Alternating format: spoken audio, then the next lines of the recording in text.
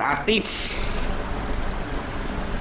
dia, kambing ini merupakan dia, bagi dia dipersembahkan, diletakkan tangannya, berarti ada hubungannya. Kemudian harus ia menyembeli lembu itu di hadapan Tuhan dan di hadapan Tuhan dan anak-anak Harun. Imam-imam itu harus mempersembahkan darah lembu itu, menyiramkan pada sekeliling mesbah yang di depan pintu kemah pertemuan. Mesbah mana nih sekarang? Sebelah kanan. Di mana? Adanya di pelataran Ruang Kudus atau Maha Kudus? Saya mau saudara perhatikan ya. Di mana? Pelataran. Di pelataran. Tulis. Kenapa saya suruh tulis? Sebab nanti ada kaitan yang kita akan sampaikan. Ini hari kayaknya 7 pasalnya nggak masuk nih. Kan susah kan? Iya. Jadi baru 1 pasal. Baru 1. Pertama, apa yang Tuhan tuntut? Darah, ingat. Karena darah adalah sumber kehidupan. Darah adalah kehidupan, itu firman Tuhan. Ya. Makanya nggak boleh minum darah. Nggak boleh minum darah. Tuh. Makan darah. Boleh tuh. Oh, doyan makan darah ya. Sapa boleh, tapi jangan pakai darah. Kemudian haruslah ia menguliti korban bakaran itu dan memotong-motongnya menurut bagian-bagian. Nah, lihat ya, lihat. Ayat 9. Tetapi isi perutnya dan betisnya haruslah dibasuh dengan air. Dalamnya harus, artinya wahyunya Di dalam kita internal. airnya dari mana? Firman Tuhan. Ambilnya dari mana? Dari itu basin. Jadi waktu dia Bejana kata pembasuhan. bejana dia sembeli, dia keluarkan perutnya, Dicuci. dibasuh. Jadi Tuhan katakan kasihilah dengan segenap hatimu, jiwamu dan pikiranmu. hati, jiwa dan kekuatan ya. Kekuatan tubuh, jiwa dan roh. With your bowel sebenarnya, dengan keberadaan isi hati perut sebenarnya. Firman. With your bowels semuanya. Nah, ini harus dibasuh. Berarti harus dipenuhi firman Tuhan. Firman Tuhan harus membasuh kita dulu, baru merupakan persembahan.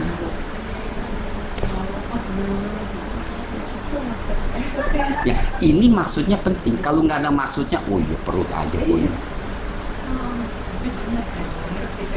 Ya pasti nggak ngerti. Soalnya bahasanya buru-buru.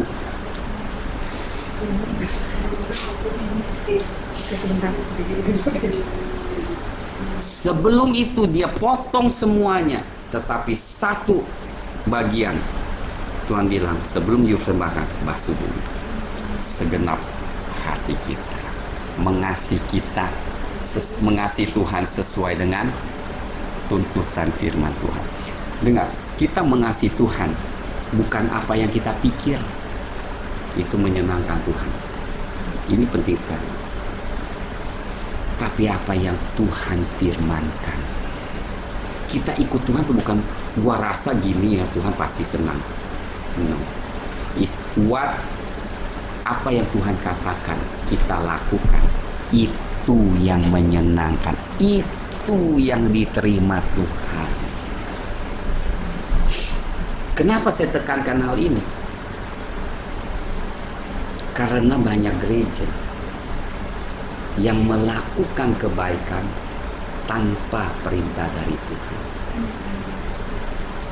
tanpa ada dasar firman Tuhan. Kita pikir oh Tuhan pasti senang. Belum tentu. Dari dalam ini juga menunjukkan apa? Motif kita, intensi kita, intention, kerinduan kita. kita persembahkan. Makanya saudara, ini firman luar biasa iman. Meskipun kita persembahkan tubuh kita sebagai persembahan yang kudus, betul kan, 2 Roma 12, tetapi tetap yang membuat kita berkenan adalah yang dari dalam, bukan dari luar. Yang bisa katakan dia harus di skim dulu, kulitnya dikuliti dulu, dikupas. Kulit itu nggak diterima, berarti bukan di luarnya aja. Kita lebih suka menyatakan luarnya. Tuhan lihat kulitnya, bongkar habis, dalamnya yang dilihat. Di dalam dari kulit kita selalu banyak uang keluarnya untuk di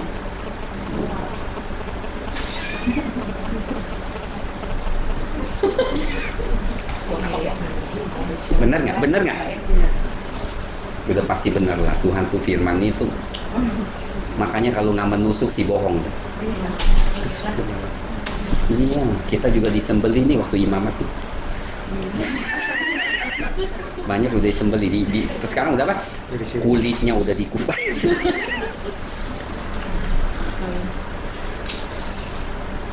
Amin. Luar biasa nggak imamat? Luar biasa sudah.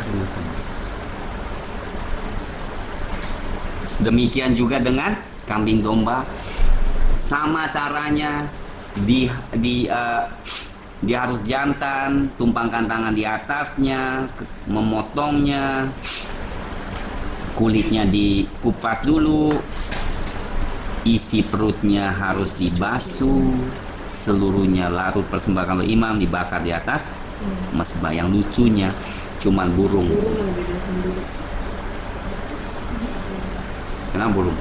Biasanya orang miskin nggak terlalu banyak yang macam-macam. Ya biasanya lah, bukan semuanya. Betul kan? Biasanya lebih tulus. Karena burung,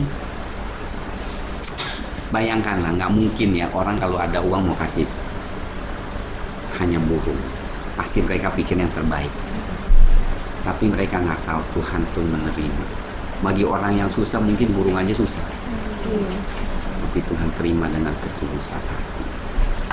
Saya rasa kita udah cukup lihat banyak lah ya, dimana kita melayani. Lihat, saya udah melayani yang miskin, yang kaya, yang super kaya, yang saya melihat ketulusan banyak di orang yang tidak ada. Membuat saya senang. Melayani orang yang tidak ada, saudara, adalah penghormatan yang besar di hadapan Tuhan. Bukan orang yang kaya, saudara. Saya kasih tahu dalam pengalaman saya. Lebih nggak ada posisi, lebih yang susah, yang benar-benar lebih, saudara, melihat kasih karunia besar di atas mereka.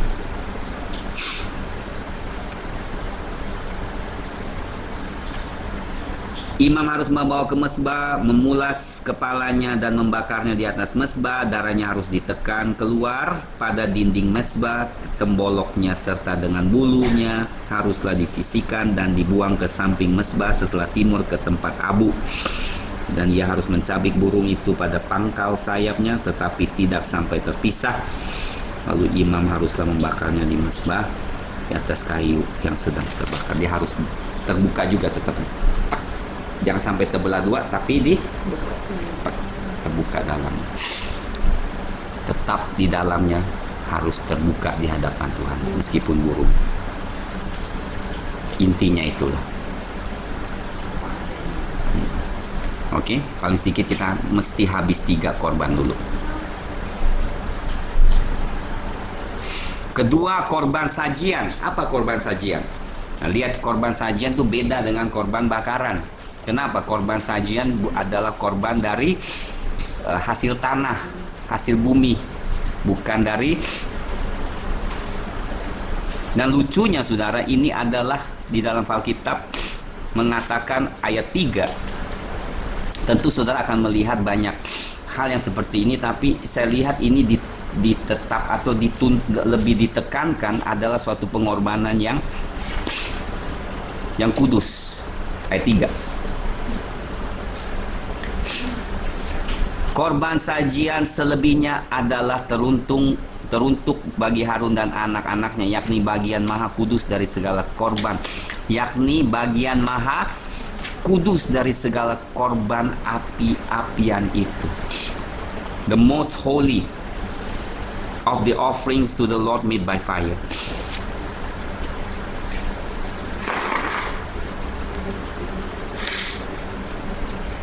Korban sajian itu dia tidak ambil semuanya, tetapi dia harus dibikin oleh flour, fine flour is fine flour. Fine flour itu apa? Tepung. Yang terbaik. Kemudian tidak beragi.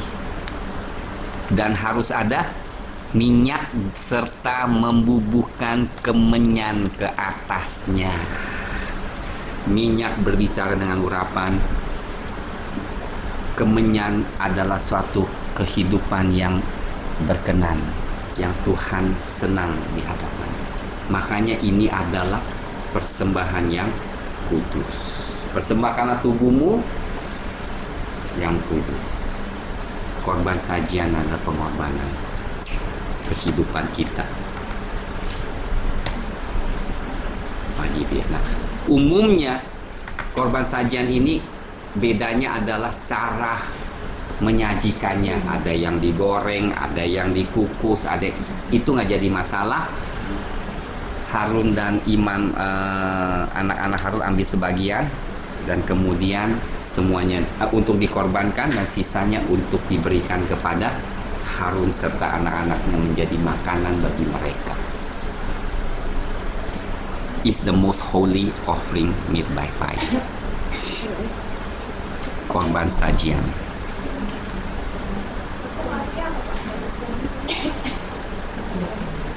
Kudus tanpa ragi. Ragi apa sih dikatakan? Ragi, fungsi ragi apa? Waktu kalau kita taruh ragi terjadi apa sih?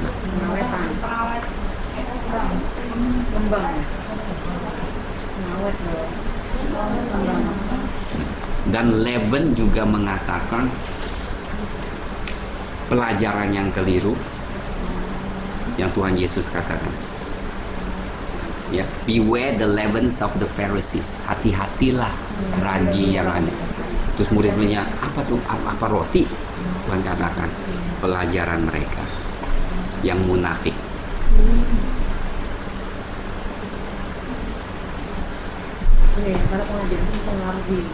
Dan yang tidak kudus. Leaven, don't you know, a little leaven leavens the whole lump. 1 Korintus. Waktu, mari kita melihat. Mari kita lihat, supaya saudara ngerti apa sih ragi.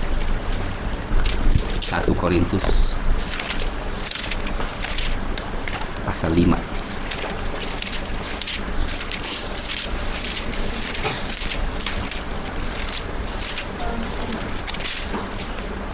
Ya. Ayat 6. Baca. Baca. Apa sih ragi yang di Paulus sebutkan di 1 Korintus? Bahwa anaknya ini menikahi istri dari ayahnya. Bukan istri, bukan mama kandungnya, tapi ayahnya mungkin 3 istri, anaknya tuh bersetubuh dengan salah satu istri dari ayahnya. Dan kemudian Rasul Paulus tegur. Nah, dengar nih saudara. Kita waktu pelajari Korintus, kita melihat atau pelajari semua surat lah yang Rasul Paulus tulis. Rasul Paulus nggak pernah kompromi tentang dosa. Dia nggak pernah kompromi. Nah, beda dengan pelajaran sekarang. Lu mesti berhikmat lah, kasih karunia nggak apa-apa, nanti juga bertobat. No way.